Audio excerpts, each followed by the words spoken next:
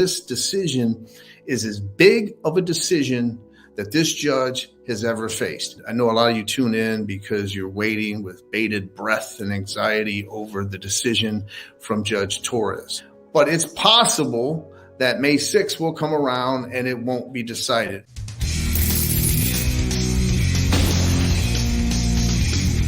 In today's video, Attorney John Deaton discussed the latest with the SEC Ripple XRP lawsuit, the recent summary judgments from Ripple and the SEC, and what's next for the procedural process, likelihood of a settlement soon. Now, moving on to today, I said that I talk about that narrative. We saw some of that narrative play out. I was invited to testify, as many of you know, in Maine at the first digital public hearing of a state legislature involving digital assets.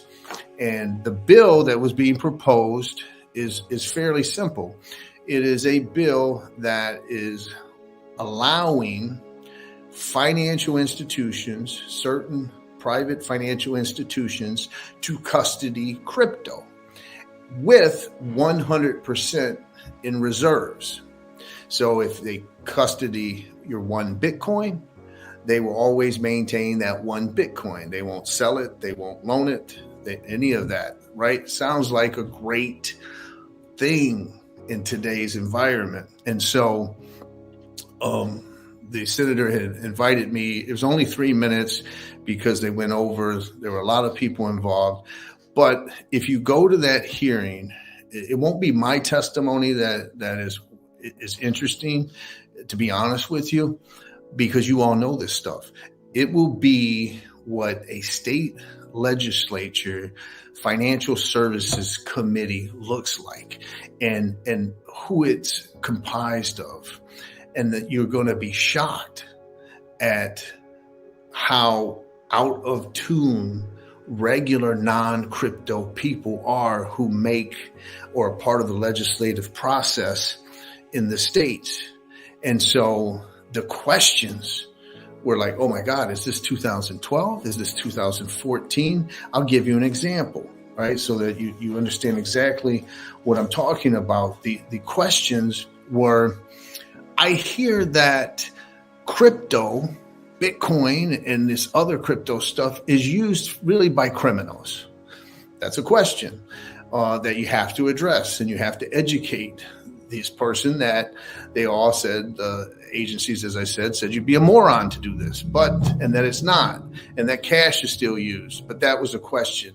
Question was, I don't understand how Bitcoin miners make money, and it makes no sense to me. And isn't it just the same kind of system we have, except now other people are collecting fees, and they don't understand that. There was a question of the electricity use. I hear Bitcoin takes a whole lot of electricity and is ruining the environment.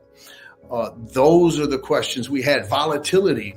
People were saying the questions from these people were, I don't get if I put my Bitcoin in a bank and they're going to hold it and it's worth, 10,000 now.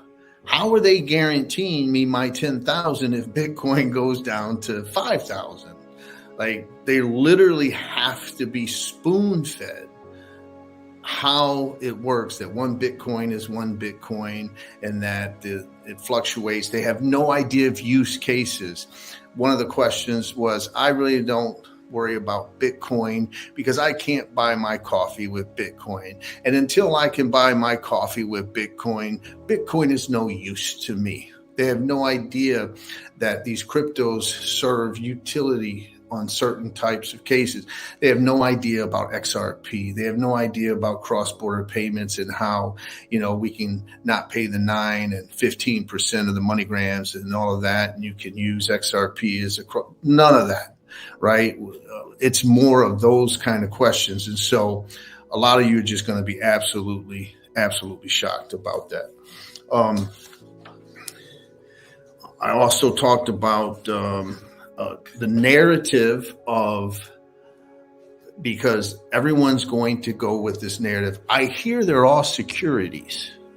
We have to fight that narrative. that's what I've been fighting for over 2 years now, that this is computer code. This is software code. That's all it is.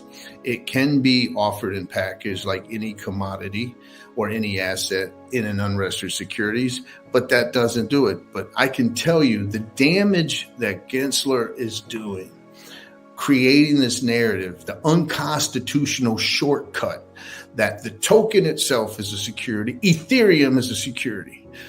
That's his claim. XRP is a security. Not that they're virtual currencies that can be sold or could have been sold in the past as a unregistered security, but that they themselves are securities. That narrative is taking a toll, and we have to go in and fight it. I explained to them about Operation, Choke Point 2.0. And I asked them to think about what's happening here, that if the government is successful, it will actually take the sovereign powers of the states away. And so this bill was mirroring the bill of like Custodial Bank in Wyoming, and hopefully they get Caitlin Long there and she can really educate them and these committee members. But what I learned sitting there is that we as an industry need to attack these state legislatures. I've been arguing for over 2 years that the battle is in the federal courts. And today, the light bulb went off that it's a multi-field battle. And yes, we have to fight in federal court. Grayscale versus the SEC, Ripple versus the SEC, Coinbase versus the SEC, Binance, all of them, retail holders filing cases, getting involved when we can. But we need to be going into the states and trying to get these states, especially states in the Northeast, who are allegedly supposed to be progressive. We got to find where we can get in the state legislature and try to get more bills like this. That's going to put more pressure on the government, and that's going to fight that narrative. So if we need to reach out in the states that we live, and I'm going to do it, I'm going to contact the Rhode Island state legislatures and say, we need a similar bill that just got proposed in Maine, that got proposed in Wyoming, and attack these state legislatures. I think that is an area that we're not fighting as effectively as we should be.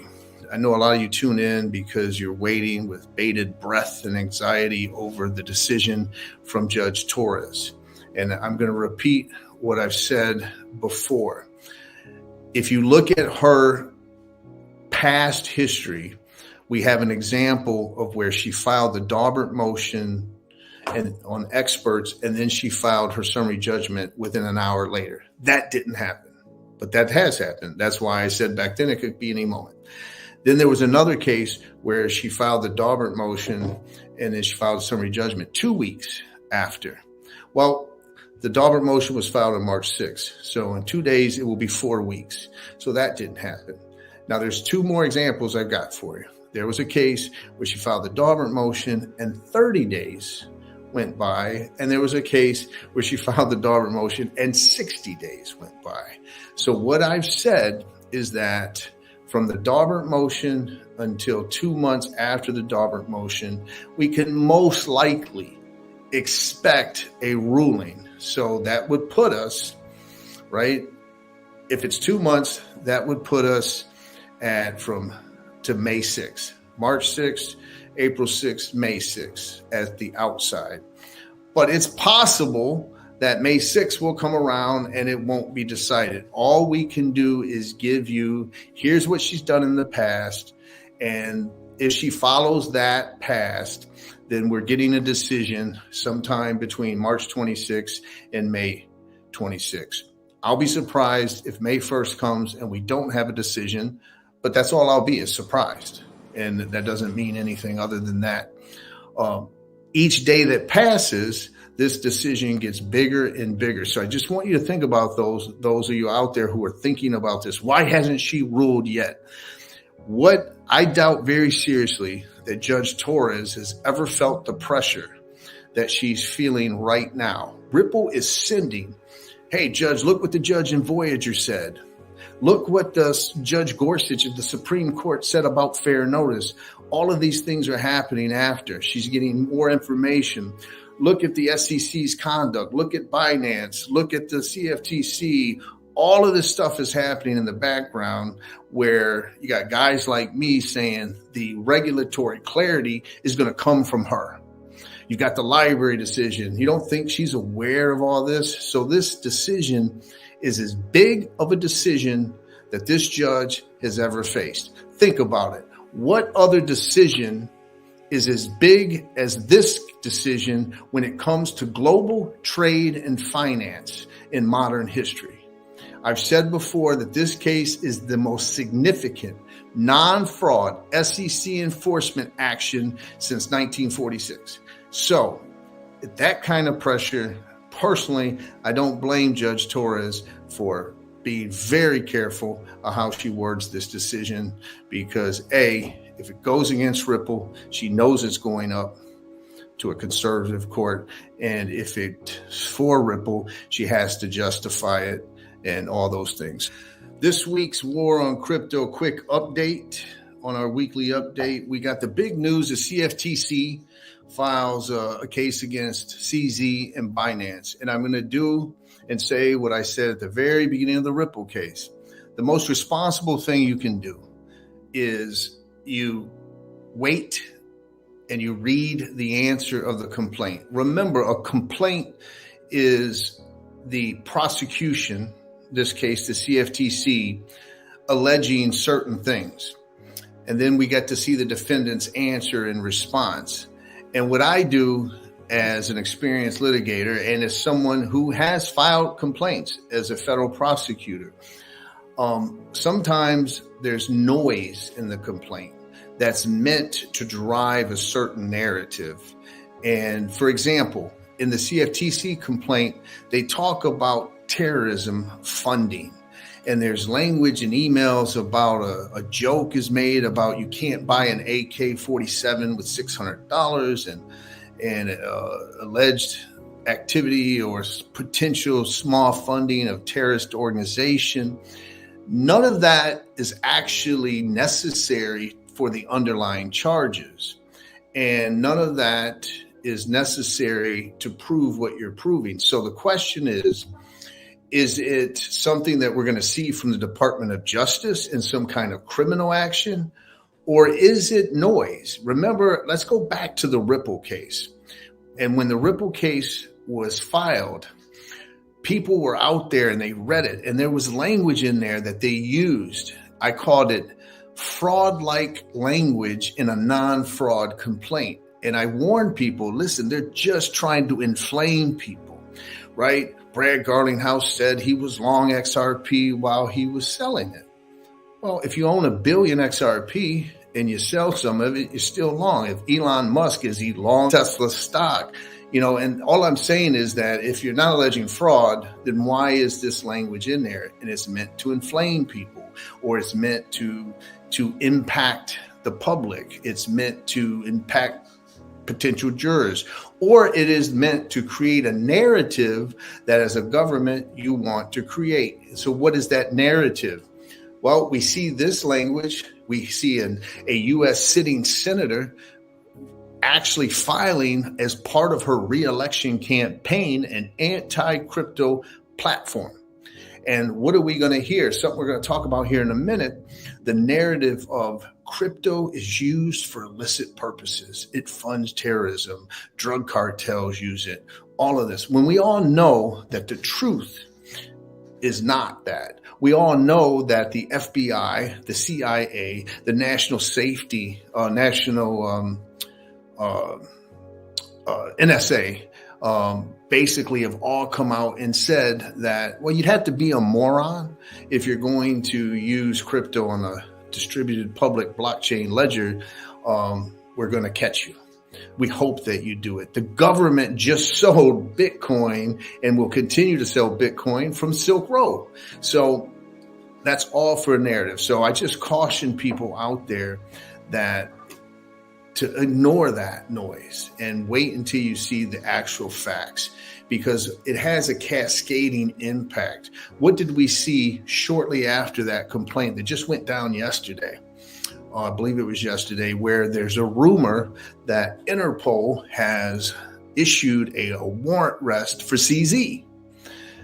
Normally, you don't publicize it, right? If there's a arrest warrant, you don't usually put someone on notice that has the means to hide, who has the means, billionaire, some think maybe one of the richest men in the world, who can avoid law enforcement.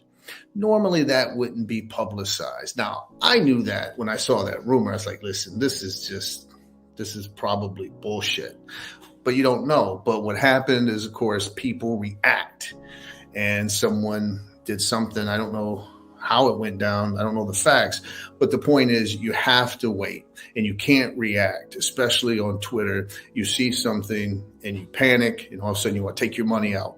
So I would love to know what the facts are of how much money from that rumor that hit social media, how much money left Binance and was withdrawn within the first few hours of that. So anyways, try to ignore all that. Sorry.